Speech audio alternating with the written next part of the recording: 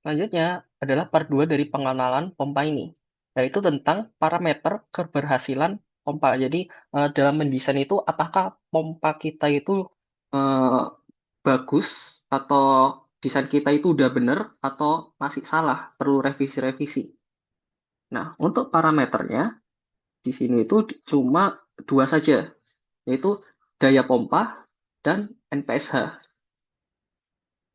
Di mana daya pompa dari viskositas tinggi selari itu biasanya sekitar 0 sampai 3 kilowatt perhitungannya.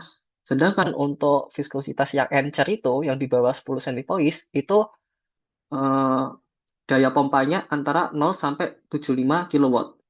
Ini parameter daya pompa. Sedangkan parameter NPSH-nya, ini nanti kita akan pelajari di video NPSH sendiri, di mana NPSH available itu harus lebih besar sama dengan required.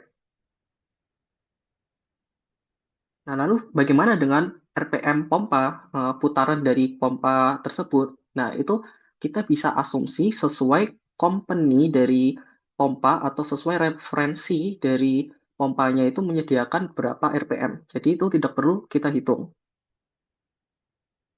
Nah, nanti saat perhitungan kita menggunakan sentrifugal yang biasa, di mana sentrifugal ini itu mempunyai batasan-batasan tertentu. Untuk temperaturnya itu antara minus 10 derajat sampai 90 derajat, dan maksimum pressure-nya itu adalah 10 bar. Sehingga kalau semisal eh, kalian itu tidak berada pada rentang ini, maka power pompa yang dihasilkan itu akan lebih besar dari 75 kilowatt dari rentang yang tadi. Sehingga apa? Sehingga nanti pompanya itu nggak bisa pakai sentrifugal biasa, itu pakai pompa lain. Nah, semisal ini kan performance ringnya itu fluidnya hingga 5.750 liter per menit. Nah, gimana kalau dia sekitar 10 ribuan liter per menit? Nah, itu bisa kita pecah alirannya. Jadi misalnya satu pompa 10.000 itu kita pecah jadi dua pompa 5 ribuan. Sehingga dia masuk dalam batas ini. Dan juga nanti power dari pompa sentrifugal itu antara 1,5 sampai 75 kilowatt. Nah, gimana nanti kalau perhitungannya 0,88 kilowatt? Nah, itu bisa kita standarisasi ke 1,5. Jadi standarisasi itu eh, intinya kayak misal kita menghitung, nah itu di sini nih. Di sini kan ada tabel nih, tabel kilowatt yang ditetapkan. Nah, kita menghitung ternyata dapatnya 1,7 kilowatt.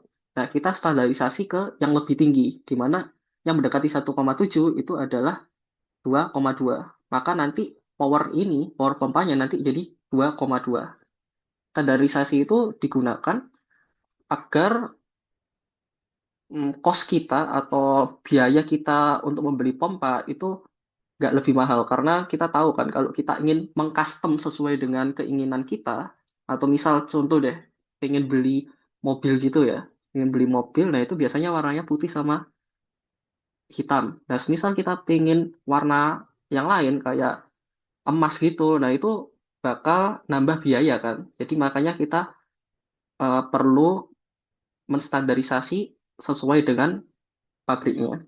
Pabrik mengeluarkan apa gitu. Misalnya ada pertanyaan atau pengen konsultasi, kalian bisa eh, DM aku atau chat aku di Facebook di Van Mevi, kalau di Instagram di Mevi.